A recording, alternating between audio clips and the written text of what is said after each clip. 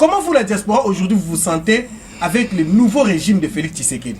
Bon, d'abord, pour entrer à la question, moi, je salue cet effort. Hein. Je salue cet effort des Congolais, de l'étranger, tout ce qu'ils ont dû faire pour aider, appuyer notre peuple ici sur place. Parce que j'ai autrefois suivi les estimations des statistiques sur combien d'argent venait de l'extérieur. Et d'ailleurs, les montants dépassaient même les budgets de l'État à l'époque. Ce qui fait que cet apport était vraiment Et vous avez arrêté, hein?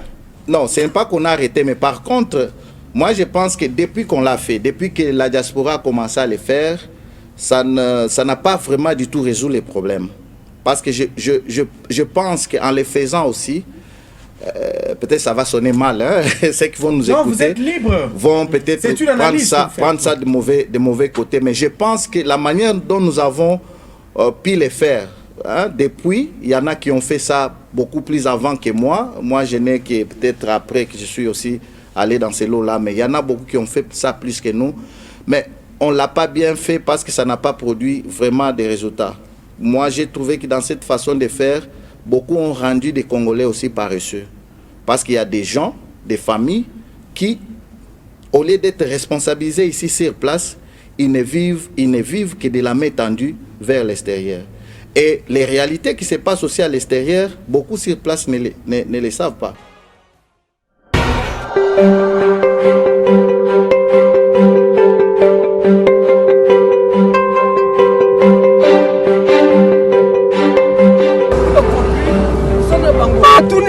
Est-ce que vous allez à la Kiao?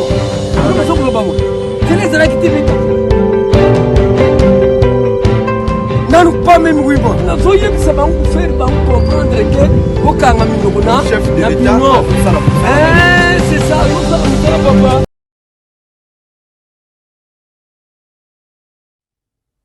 Mesdames, Messieurs, c'est un réel plaisir de vous retrouver une fois de plus dans votre émission Plateau Spécial. Comme nous avons l'habitude de vous dire, Plateau Spécial ne reçoit pas tout le monde, mais reçoit des gens qui viennent pour parler de la République démocratique du Congo, qui viennent pour parler des choses sérieuses. Aujourd'hui, j'ai le réel plaisir de recevoir sur ces plateaux M. Denis Mulunda. Il est acteur politique, mais surtout analyste politique. Avec lui, nous allons essayer de parler de l'actualité politique, mais avec notre thème spécial qui est analyse sur l'évolution de la RDC. On doit développer la RDC, mais comment le faire? Avec qui? Avec quel peuple? Comment maintenant instruire le peuple congolais? Comment les dirigeants devaient se comporter? Monsieur Denis, il va nous expliquer quand même la connaissance qu'il a vis-à-vis de ces grands pays, un éléphant que disent beaucoup, un éléphant qui dort, mais il faut les réveiller. Monsieur Denis, bienvenue. Merci beaucoup. C'est un réel plaisir pour moi d'être reçu sur votre plateau de télévision. Voilà, vous avez passé beaucoup d'années à l'étranger. Vous êtes quand même revenu dans votre pays. Vous avez les soucis de ces pays. Quand vous êtes rentré, dites-nous un peu. Comment vous avez trouvé le pays? Quelle analyse vous faites par rapport à tout ce que vous avez vécu pendant le temps que vous étiez parti et vous êtes rentré? Pendant 5 minutes, décrivez-nous un peu ce que vous avez remarqué dans votre pays. Merci d'abord pour la parole. Je salue les auditeurs. Des téléspectateurs, si c'est la télé. Oui, des téléspectateurs, je m'excuse, qui vont nous accorder la chance d'être écoutés. Au fait, ça fait plus de 12 ans depuis que j'ai quitté la République démocratique du Congo, mon pays, là où mon ombilic, donc mon cordon ombilical a été enterré. C'est d'ailleurs une chance d'être né en République démocratique du Congo pour beaucoup qui ne le savent pas. Nous nous sommes retrouvés à l'extérieur du pays, notamment aux États-Unis d'Amérique. Et pendant tous ces temps, vous ne pouvez pas comprendre combien nous avons toujours notre esprit, notre pensée resté ici en République démocratique du Congo. Quel que soit ce qu'on pouvait vivre de l'autre côté, mais notre esprit était toujours lié à notre pays. Nous avons aussi, pendant ces temps, même à distance, apporté notre petite pierre dans tout ce que nous faisions au quotidien pour que nous puissions tous voir comment ce pays peut se relever, aller de l'avant. Notre esprit était toujours au Congo, même si les corps étaient ailleurs. Aujourd'hui, nous avons Félix Tshisekedi à la tête de ces pays. Vous êtes rentré au pays. Vous avez senti un changement? Oui, il y a une évolution. Il y a une évolution, il faut l'avouer. Nous avons tous acté pour que ces changements aient lieu. En rentrant, il y a une évolution. Mais dans cette évolution, je voudrais ici être beaucoup plus rationnel pour montrer qu'il y a l'évolution s'est faite dans deux directions. Hein. Ça, je vais le dire, il y a une évolution très positive qui a lieu. Il y a aussi une évolution qui tend vers une direction un peu négative. Donc j'aurai le temps peut-être de mettre mes petites analyses là-dessus pour voir, parce que nous voulons apporter des idées, nous voulons non seulement acclamer ce qui est fait, mais nous voulons aussi critiquer ce qui n'est pas bon à l'égard de ce que nous voyons aussi à l'extérieur et partout, afin que nos dirigeants, nous-mêmes, la population, nous puissions peut-être nous ressaisir et vraiment agir de tel point que ces pays aillent de l'avant et changent réellement. C'est bien. Monsieur Denis Mulunda, commençons par le commencement. L'évolution positive avec ces régimes. Quel est le secteur que vous avez senti qu'il y a un changement ou bien l'évolution positive? D'abord, la sécurité à Kinshasa. Il faut que j'avoue que je suis arrivé à l'aéroport, de notre aéroport international de Njili.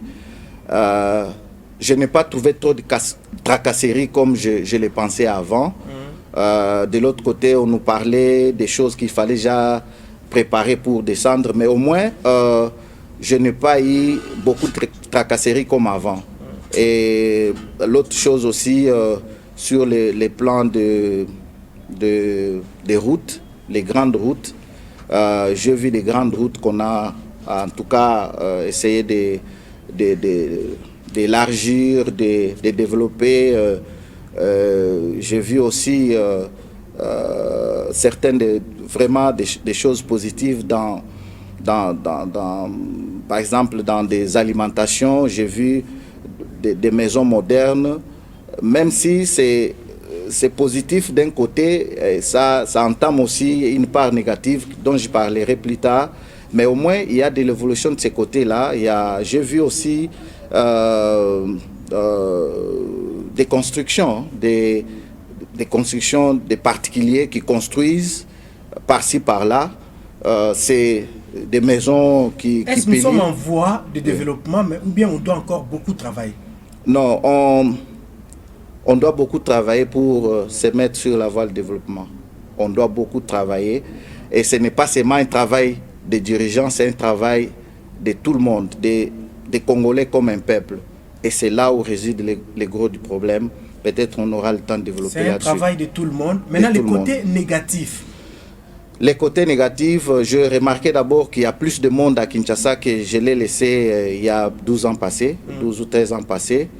Je n'ai pas les statistiques, mais à voir seulement si j'ai fait une estimation par ce que je vois tout simplement. J'ai l'impression que la population a doublé ou triplé.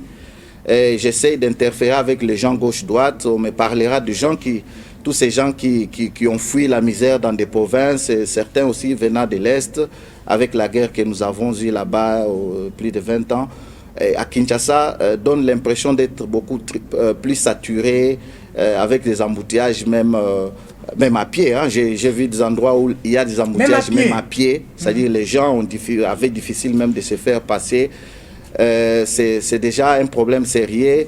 Il y a un problème de mentalité. Je m'excuse que je parle de là parce que j'estime... Non, vous devez parler pour qu'on arrive quand même à changer. J'estime que le développement a comme sous-bassement la mentalité, l'état d'esprit de son peuple. Et ici, chez nous, la flèche est vraiment, les flèches est vraiment inversée parce que vous avez l'impression que les gens ont l'habitude, ce qui est passif et les faire du mal. Donc on peut passivement faire un mal que faire le bien. Il faut beaucoup d'efforts pour faire un bien, c'est-à-dire il faut une énergie de plus pour pousser quelqu'un à faire un bien. Est-ce qu'il faut une petite dose de la dictature ou bien prendre la chicotte aussi à un certain moment? Les gens, il y a des gens qui pensent comme ça, mais moi je pense qu'il faut de la rigueur. S'il n'y a pas de la rigueur, on ne fera rien. Vous voyez des lotus je donne l'exemple. Vous arrivez dans un nouveau quartier quelque part où les gens sont en train de construire. Vous trouvez celui qui a acheté sa portion de terre quelque part, mais il fait un effort d'agrandir sa parcelle et en réduisant l'avenue. Donc il est fier d'avoir une bonne maison en hauteur avec tout ce qu'il y a dedans, mais il ne se pose pas la question quelle est la route qui va mener à sa parcelle.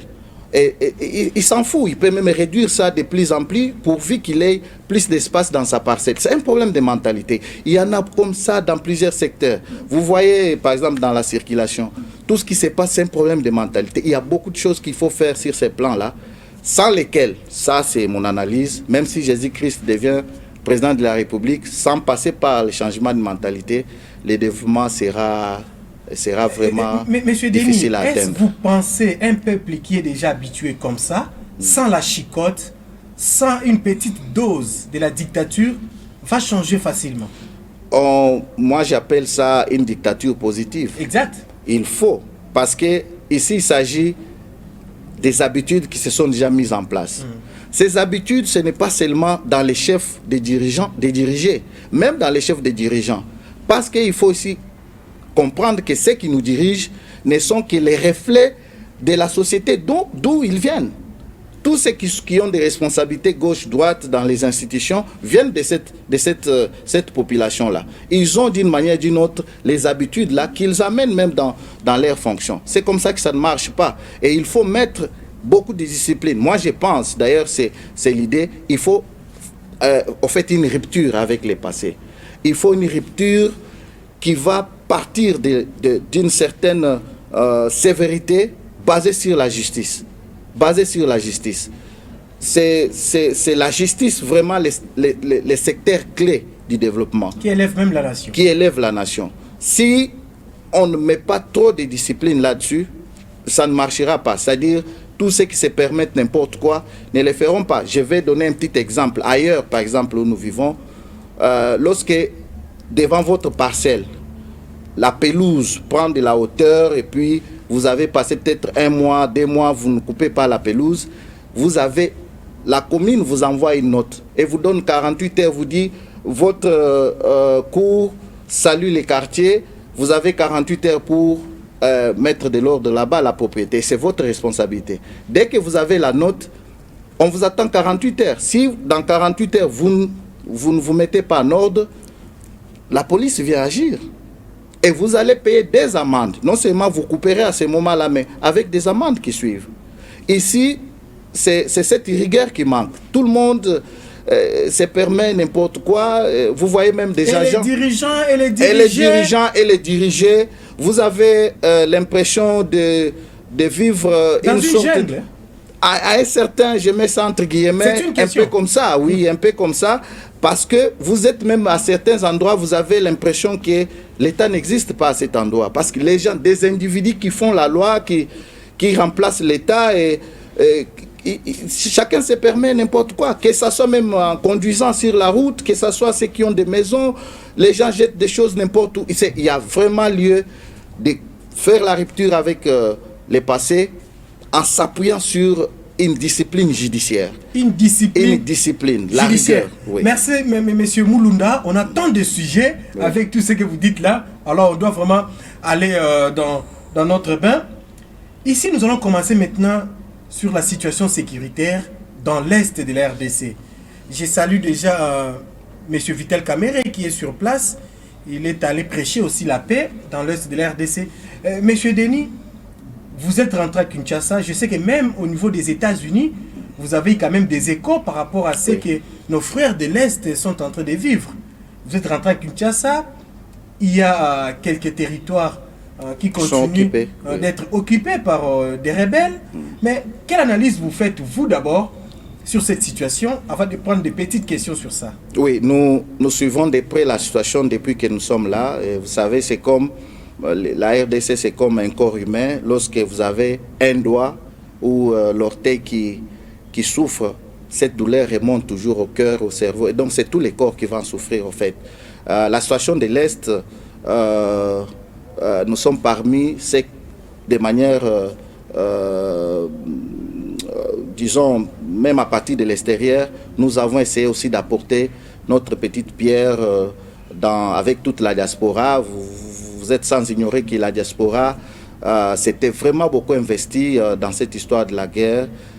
Cette diaspora qui est de l'autre côté de l'Europe, celle des États-Unis, nous avons essayé aussi de pousser les choses à notre manière pour apporter ce que nous pouvons faire pour que cette situation change. Mais en réalité, quand vous regardez tout ce qui se passe à l'Est, moi je pense que nous devons d'abord quitter ce stade où nous pleurnichons toujours. Exactement. Nous devons arrêter de pleurnicher. Parce que nous, Congolais, nous avons l'impression que il faut que les autres aient pitié de nous pour qu'ils nous laissent aussi devenir développés ou qu'ils nous laissent aller de l'avant. Les rapports dans les concerts des nations étaient rapports de force. Même en relation internationale. Même en relation, bon, je suis médecin, voilà, en fait. Moi, je suis politologue de formation. Oui, vous dis, les rapports de force, ça compte aussi. Ça compte, entre les États. Ça compte énormément. Nous ne pouvons pas continuer éternellement à pleurnicher. La situation de l'Est, ce sera les jours où nos voisins se rendront compte que les Congolais, maintenant, là, ils sont forts. À tout moment, ils peuvent nous faire mal. Maintenant, ils ont des biceps. Nous devons nous faire des biceps. Nous devons nous faire des biceps. Maintenant, comment les faire? C'est ça la grande question. Parce que nous avons une armée. Les dirigeants sont là, les institutions sont là. Qu'est-ce qui manque pour que nous puissions devenir forts? D'abord, comment on dit, les nombres de notre population, les nombres des jeunes, la jeunesse congolaise elle-même. C'est une force énorme que nous avons. Parce que aujourd'hui, la Chine est comptée parmi les pays qui ont un plus grand nombre de militaires possible, évidemment avec les États-Unis. Pourquoi? Parce que la Chine a compris la chose. Il faut se faire craindre. Notre jeunesse doit être boostée dans le sens de défendre son pays. S'il y a la majorité qu'il faut envoyer à l'armée, il faut les envoyer à l'armée. Et entre-temps, il faut que nos dirigeants concentrent le maximum d'efforts qu'il faut, le maximum financier, éducationnel et autres, pour former l'armée convaincante, l'armée dissuasive. Et nous devons nous faire la logistique qu'il faut. Au jour d'aujourd'hui, les rapports de force sur le plan international est lié par rapport à qui a l'arme nucléaire, par exemple, exact, et qui n'en a pas. Mais si nous, les Congolais, nous continuons toujours à prier Dieu pour que Dieu nous aide, pendant que nous ne sommes pas en mesure de nous former, avoir une grande armée, avoir le plus grand nombre de militaires qu'il faut, avoir la logistique qu'il faut, mettre les moyens dans ça, il n'y a que ça qui peut nous faire craindre nos ennemis. C'est vraiment triste de savoir que des choses aussi simples aussi qui se font ailleurs, la jeunesse congolaise n'est pas en mesure de les faire. Par exemple, l'histoire des drones et tout ça, des caméras et tout ça, ce sont des choses que la jeunesse fait ailleurs, appuie même leur armée. Vous avez vu en Ukraine. Mais ici, chez nous, nous ne sommes même pas en mesure de surveiller nos frontières à l'Est parce qu'il n'y a pas de jeunes qui peuvent lancer des drones, qui peuvent faire ne fût-ce qu'une aventure et surveiller cette frontière-là. Mais est-ce que vous partagez les points de vue de ceux-là qui pensent que nous sommes infiltrés dans l'armée? C'est pourquoi on n'arrive pas à s'en sortir. Oui, nous avons été infiltrés. Je partage cet avis parce que nous savons comment cette guerre a commencé. Je ne vais pas rentrer dans l'historique. Nous savons les épisodes qui ont fait que notre armée a été vraiment infiltrée, même la classe politique. Il y a eu même des personnalités étrangères qui ont dirigé notre armée ici. Nous ne rentrons pas dans ça. Mais aujourd'hui, nous devons aller faire un pas de l'avant dans la réflexion. Tout ça, c'est déjà arrivé. Qu'est-ce qu'il faut faire maintenant pour qu'on barre la route à tout ça et qu'on s'en sorte? Parce que le mal avec nous, Congolais, nous restons toujours dans ce qui est déjà arrivé. Nous nous camponnons toujours dans ce qui est déjà arrivé. On n'arrive pas à anticiper. On n'anticipe pas. c'est qu'on donne l'impression qu'on est à court d'inspiration pour créer ce qu'on peut faire pour s'en sortir. Et nous avons toujours vu les causes de notre malheur toujours auprès des autres. Nous devons assumer ce que nous sommes. Nous devons nous assumer comme peuple. L'Est du Congo ne sera libre que les jours où nous, Congolais, nous nous assumons comme un peuple avec nos dirigeants. Nous devons nous assumer. Vous avez suivi M. Mulunda. Voilà, notre deuxième partie. Nous allons parler maintenant de la politique. Il faut qu'il y ait aussi évolution dans chaque secteur. Oui. Comment vous voyez notre politique? Félix est là, le gouvernement Samalou Kondé, et les parlements aussi. Il y a eu dernièrement ici un débat sur les 21 millions de dollars qui toucheraient les députés nationaux. Ça causait beaucoup du tort. Même nous à la cité, les mamans, les jeunes nous demandent si réellement cela est vrai. En 2023, il n'y aura aucun député qui va rentrer à l'Assemblée nationale. Monsieur Denis, vous avez suivi quand même notre politique. Comment vous voyez la politique congolaise? Oui, d'abord, je suis fier d'avoir le président Félix Antoine Tshisekedi aujourd'hui au sommet de ces pays. Parce que nous voyons en lui cette volonté, cet amour, ce patriotisme qu'il manifeste pour ces pays. Nous sommes de ceux qui l'appuyons, même à distance, dans les idées, dans sa vision, pour que ça change. Nous pensons que c'est déjà un pas très positif d'avoir eu ces changements de régime. Et vous pouvez vous-même évaluer les temps qu'on avait avec l'ancien régime et le peu de temps que le nouveau régime vient de gérer le pays. Il y a quand même des avancées. Il ne faut pas qu'on ignore, il y a des avancées. Mais la vision du président de la République est trahie par ce que moi j'appelle les manques d'appropriation de cette vision par les peuples. Comment ça? Comment par les peuples? Par les peuples, parce que depuis que je suis là, j'essaie d'interférer, je vais dans des quartiers même un peu plus reculés, j'interfère avec la population. Vous avez l'impression qu'il y a quand même un gap, c'est-à-dire une séparation entre ce que les gouvernants font et ce que les peuples attendent ou pensent du pays. Ça se passe peut-être par défaut de communication, par défaut d'éducation du peuple, parce qu'il faut qu'il y ait ce qu'on appelle l'éducation du développement.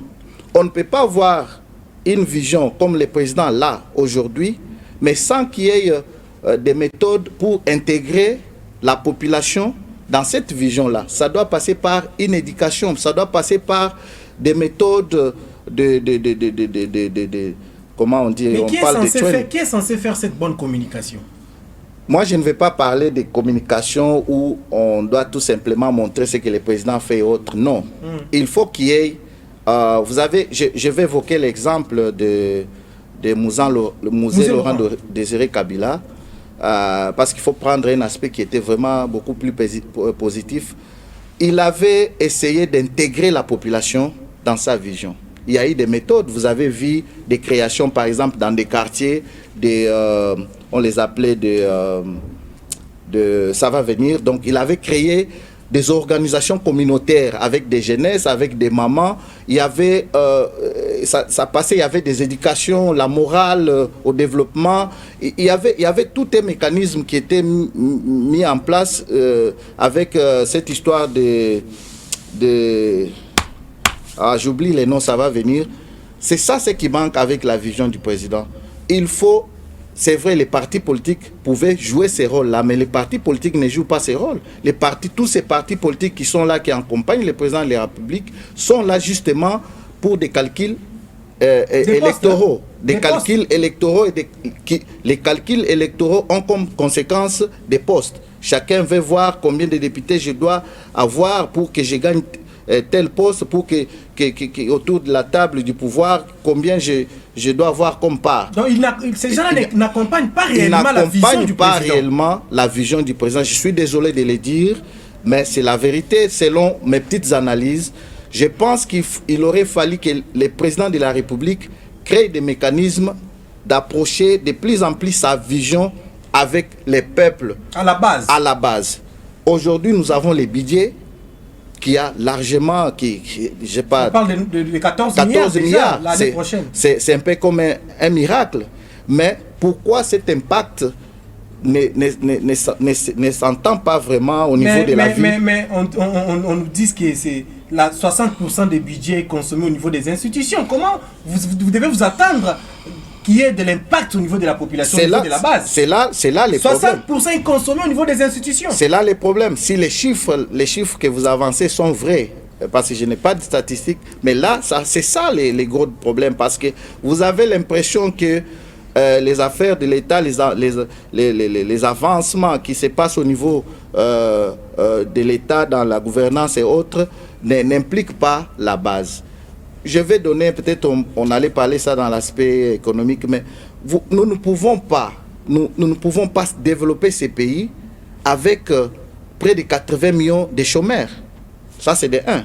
De 2, l'État congolais, comme État, ne sera pas un employeur de plus de 80 millions de Congolais. Même partout ailleurs, ce n'est pas l'État qui emploie vraiment sa population, parce que l'État est limité dans sa capacité d'offrir du travail.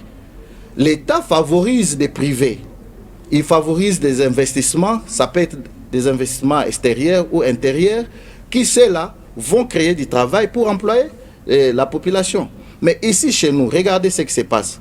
C'est vrai que les investisseurs, avec tout ce qu'il y a eu comme situation de Covid et autres, et l'économie actuelle avec la guerre en Ukraine, les investisseurs traînent les pieds, ils ne viennent pas. Mais l'État congolais, avec cette augmentation du budget, il devra vraiment agir sur les peuples en donnant des possibilités à ces peuples de se prendre en charge. C'est-à-dire, il faut donner les possibilités, la possibilité ou les possibilités aux Congolais de devenir des entrepreneurs, ceux qui ont des idées, ceux qui peuvent entreprendre, peuvent accéder à des fonds, même en créant des microfinances. Je vous informe qu'ici, on n'a même pas de banques congolaises. Mais c'est là les problèmes. Comment on va commencer maintenant à donner des crédits à ces jeunes-là entrepreneurs? Mais il faut que ça se réalise. Pendant que nos députés, ils sont là, ils touchent. Il semblerait de 21 000 $, mais ils ne créent rien. Mais c'est là les problèmes. Je pense que les députés, ils sont là-bas, ils ont été élus par le peuple, et ils sont la représentation de cette population. On ne peut pas avoir une classe de députés riches qui vient représenter un peuple pauvre. Les conséquences, c'est que ce peuple sera toujours l'air que. D'ailleurs, ils préfèrent. Nous avons des peuples qui sont mendiants. Mais ça se constate même dans toutes les rues où je passe, je peux constater ça. Ici, il faut que notre État arrive à donner les moyens aux Congolais qui ont des idées, qui peuvent créer eux-mêmes, qui peuvent entreprendre, afin qu'ils se prennent, qu'ils se responsabilisent. Vous avez aujourd'hui l'économie du Congo qui est pratiquement entre les mains des Indo-Pakistanais. Plus de 12 ans que je suis parti, en revenant, j'ai trouvé des supermarchés, même dans des quartiers les plus reculés. Mais qui sont propriétaires? Les propriétaires de tous ces supermarchés sont des étrangers. J'ai un frère qui vendent même en détail. J'ai un frère qui a une pharmacie au rond-point Ngaba. Une pharmacie un peu réputée dans les temps. Aujourd'hui, il est en décadence. Il vous dit, depuis on a un dépôt pharmaceutique ici des Indiens, au rond-point Ngaba, qui vendent en détail. Mais où est le ministre de l'économie? Mais c'est là le problème. Où sont des gens qui sont censés mettre fin, contrôler tout ça? Mais ils sont là. Ils sont là, peut-être ils nous écoutent. Vous avez des Indiens qui sont même dans nos brousses, dans des Chikapa, Kamonia et tout ça. À l'époque, je me souviens, il y avait des jeunes Kassaïens qui faisaient ce qu'on appelle les Tinder. C'est-à-dire, c'est des gens qui achetaient des biens ici, ils envoient dans des provinces, ils vont revendre là-bas, ils vont dans des brousses. Ça leur donnait les moyens de vivre. Mais aujourd'hui, les Libanais et les Pakistanais sont allés juste au niveau des brousses. Même dans des brousses là-bas. Conséquence, c'est quoi? Ces gens ne peuvent plus vendre. Tous, ils rentrent à Kinshasa. Tous, ils sont dans des motos. Et vous avez cette milice en circulation à Kinshasa, c'est une bombe si on ne prend pas de précautions. Monsieur le ministre Sam Alukonde, vous suivez, nous avons des étrangers, même au niveau des brousses, pour aller faire des petits commerces, alors que nous connaissons tous que les petits commerces sont réservés aux nationaux. Essayez un peu de voir cette situation. Vous êtes là pour le peuple. Voilà, monsieur Mulunda, nous allons commencer à atterrir petit à petit. Prenons maintenant les secteurs, parce que l'économie, on a déjà parlé. Prenons le secteur de l'éducation, afin de parler de la diaspora, là où vous êtes aussi. Comment vous voyez l'éducation au niveau des enfants, au niveau des élèves, et qu'est-ce qu'il faut faire pour l'évolution de notre secteur de l'éducation? Oui, rapidement, avant que j'entame votre question, je reviens pour dire que les secteurs de l'économie, tout ce que nous venons de dire ici, ce sont des choses sérieuses, aussi sérieuses que peut-être nos dirigeants ne se rendent pas compte, ou peut-être parce que certains tirent des dividendes derrière. Vous savez, si aujourd'hui, tous ces étrangers qui ont notre économie en main se décident de bloquer l'économie de ces pays, ils peuvent le faire. Ils peuvent le faire. Et c'est très dangereux pour un pays. Nous vivons ailleurs, nous savons... À l'époque, on avait des Congolais qui étaient... Mais il y avait des gens comme les Kansebou, il y avait les gens... Les Dokolo, il y avait... Mais aujourd'hui, ces Congolais n'existent plus. Mais qu'est-ce qui se passe? Qu'est-ce qu'il faut pour que ces Congolais-là reviennent? Je suis rentré ici, quand j'ai entré dans des supermarchés indo-pakistanais, j'ai posé la question à quelqu'un, où est l'alimentation Gigi? Où sont tous ces Congolais qui avaient quand même des supermarchés sur les boulevards et autres? Le problème est vraiment sérieux. Il faut que nos gouvernants, les gouverneurs, les premiers ministres comme son Excellence Monsieur Sam Alukonde prennent la question vraiment au sérieux. Il faut qu'on donne aux Congolais les moyens. Vous savez, notre économie a été, depuis un certain nombre d'années, plusieurs années, elle a été toujours informelle avec toutes ces corruptions qu'il y avait gauche-droite.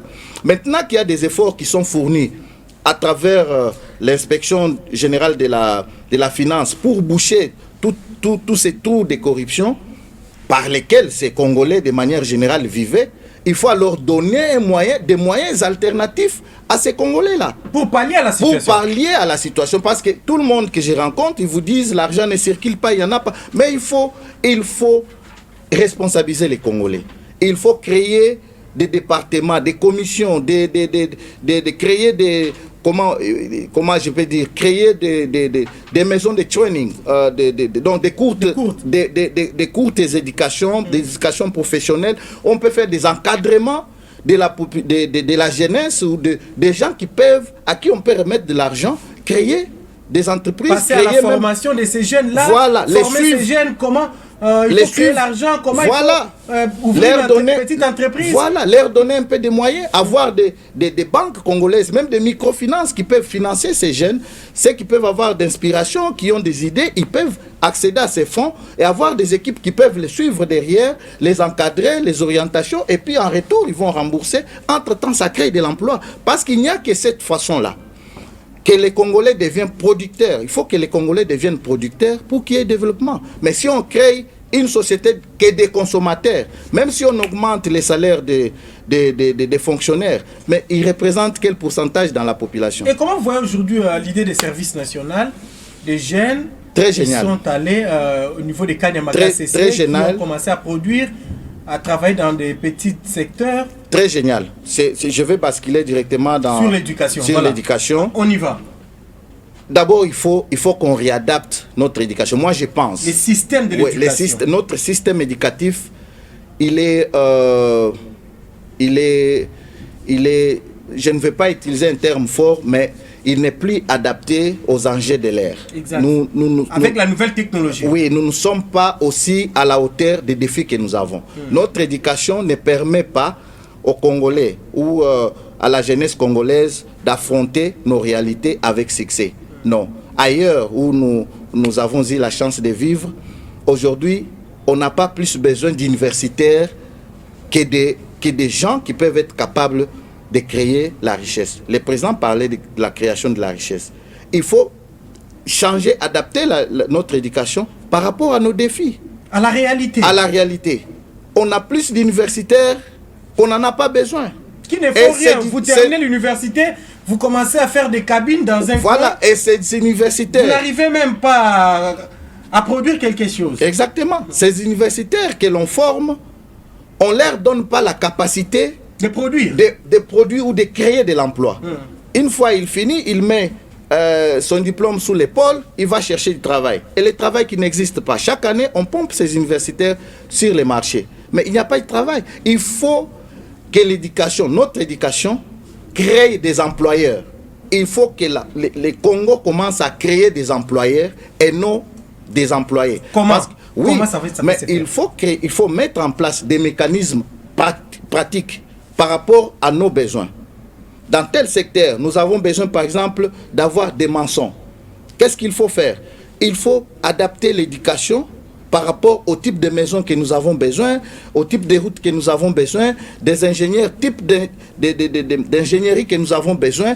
Nous avons besoin, par exemple, des entrepreneurs dans les secteurs du commerce. Vous avez besoin de 1000 ingénieurs à l'OVD, vous allez directement à l'IBTP. Où sont des ingénieurs qui ont fini, par exemple, l'année passée? Allez, on vous met à la disposition, ces ingénieurs-là vont avoir le travail, automatiquement ils sont là pour servir le pays. Non seulement ça, vous savez, les systèmes anglo-saxons dans lesquels j'ai eu le temps d'être formé, il est beaucoup plus pratique. C'est-à-dire, parfois, il y a des structures qui ne font pas que des gens aillent à l'école pour de longues années d'études. Il y a des formations à courte durée, de 6 mois, d'une année, il y a des formations de 3 mois.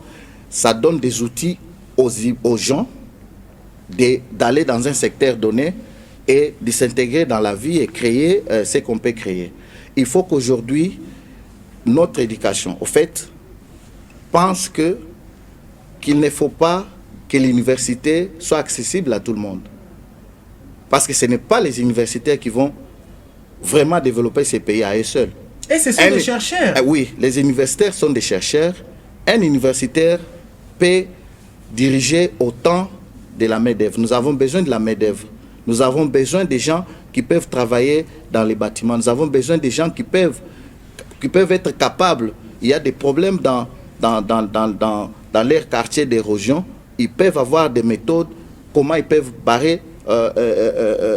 régler cette histoire d'érosion. Nous avons besoin des gens qui peuvent s'inspirer comment créer des petits commerces, des gens qui peuvent créer ailleurs. Il y a des gens qui font comment on dit, des drones et autres. Ce ne sont pas des universitaires. Voilà. C'est la jeunesse. Et il faut adapter notre éducation à nos besoins. Quels sont nos besoins dans les mines, nos besoins dans l'agroalimentaire? Nous avons besoin des gens qui peuvent investir dans l'agroalimentaire. C'est d'ailleurs un secteur plus important actuellement, vu la situation dans laquelle le pays est en train de traverser. Très bien, nous avons besoin d'adapter notre système éducatif, comme a dit M. Denis. Nous allons chuter. Vous êtes de la diaspora. Je me souviens, excusez-moi, à l'époque, nous tous, chaque fin d'année, on entendait quelque chose qui venait de l'étranger. Un grand frère qui est aux États-Unis, en France, Belgique. Mais grand frère, envoyez-nous des habits. C'est la fin de l'année, on doit quand même s'habiller. Envoyez-nous de l'argent. Vous, la diaspora, vous avez fait ça. D'abord, nos sincères félicitations. Merci beaucoup. Parce que je me souviens, je suis aussi produit de ça. On a des frères qui sont à l'étranger qui faisaient ça. Mais parfois, nous avons compris aujourd'hui que c'était de la main tendue. Comment vous, la diaspora, aujourd'hui, vous vous sentez avec le nouveau régime de Félix Tshisekedi? Bon, d'abord, pour entrer à la question, moi, je salue cet effort. Je salue cet effort des Congolais, de l'étranger, tout ce qu'ils ont dû faire pour aider, appuyer notre peuple ici sur place. Parce que j'ai autrefois suivi les estimations des statistiques sur combien d'argent venait de l'extérieur. Et d'ailleurs, les montants dépassaient même les budgets de l'État à l'époque. Ce qui fait que cet apport était vraiment Et vous avez arrêté, hein? Non, ce n'est pas qu'on a arrêté, mais par contre, moi je pense que depuis qu'on l'a fait, depuis que la diaspora a commencé à le faire, ça n'a pas vraiment du tout résolu les problèmes. Parce que je pense qu'en le faisant aussi, peut-être ça va sonner mal, hein? Ceux qui vont nous écouter vous êtes libre. Vont peut-être prendre ça de mauvais côté, mais je pense que la manière dont nous avons pu le faire, hein, depuis, il y en a qui ont fait ça beaucoup plus avant que moi. Moi, je n'ai que peut-être après que je suis aussi allé dans ces lots-là, mais il y en a beaucoup qui ont fait ça plus que nous. Mais on ne l'a pas bien fait parce que ça n'a pas produit vraiment des résultats. Moi, j'ai trouvé que dans cette façon de faire, beaucoup ont rendu des Congolais aussi paresseux. Parce qu'il y a des gens, des familles qui, au lieu d'être responsabilisés ici sur place, ils ne vivent que de la main tendue vers l'extérieur. Et les réalités qui se passent aussi à l'extérieur, beaucoup sur place ne les savent pas. Vous ne pouvez pas comprendre que vous ayez seulement une main qui va chercher à nourrir tous ceux qui sont autour, qui sont dans la pauvreté et qui demandent. La finalité, c'est quoi? Le poids de tous les autres va attirer celui qui est haut vers le bas. Par contre, si cette diaspora était beaucoup plus organisée dans cette manière d'assister notre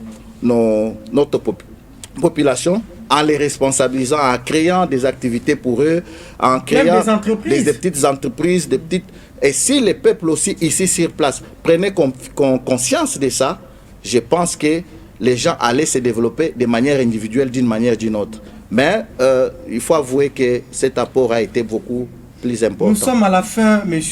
Denis Mulunda. Merci beaucoup. Message pendant 1 minute, surtout pour vous, les diasporas. Vous êtes rentrés au pays, c'est bien bon votre pays. Qu'est-ce que vous comptez maintenant faire? Le président Félix, il a dit il reste ouvert à vous tous pour faire développer, pour faire évoluer surtout ces pays. Un aspect très important, il faut agir dans ce que nous appelons les changements de mentalité. Nous devons aider notre population à accompagner les chefs de l'État. Il faut que la population s'approprie de la vision du chef de l'État. Il faut qu'on arrive à... Nous voulons aider le président de la République à au fait, supprimer cet écart qu'il y a entre lui, sa vision, et le reste du peuple. Parce qu'il y a une grande lourdeur de ceux qui sont entre lui et le peuple. Il faut que lui-même soit en mesure de s'approcher de plus en plus du peuple, aller dans les réalités de ce peuple. Alors ses collaborateurs, le président, il a les collaborateurs. Je ne vais pas entrer dans cette polémique, mais je pense qu'il faut que le président s'approche vraiment de plus en plus du peuple. Il fait beaucoup de merveilles. Il faut que le président, il avait promis, il a besoin de faire des Congolais des millionnaires. Il faut qu'on investisse maintenant dans les Congolais.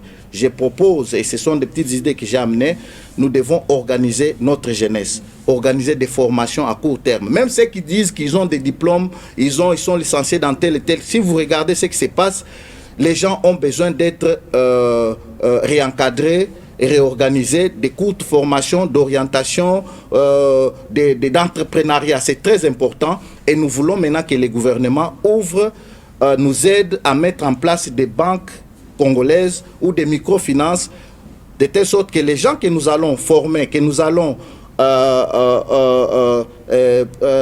aider à devenir autonomes puissent accéder à ces fonds-là et puissent au fait créer aussi des petites richesses autour d'eux. Ils peuvent devenir aussi des employeurs pour les autres autour d'eux. Merci beaucoup, Monsieur Denis Mulunda, analyste politique. Merci beaucoup. Je crois que ça ne sera pas pour la première et la dernière.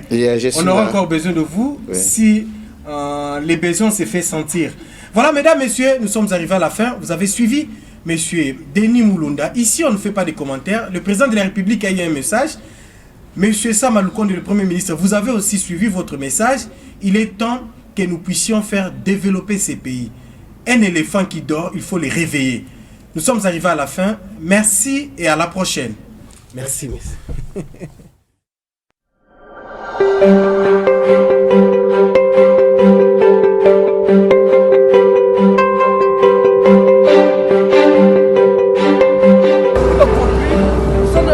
Tourne bango, est-ce que vous allez à la kiao? Nous bango. Vous allez à la kitibé. Non, pas même oui bon. Na zoye bisa bango faire bango comprendre que au kanga minogona na bino.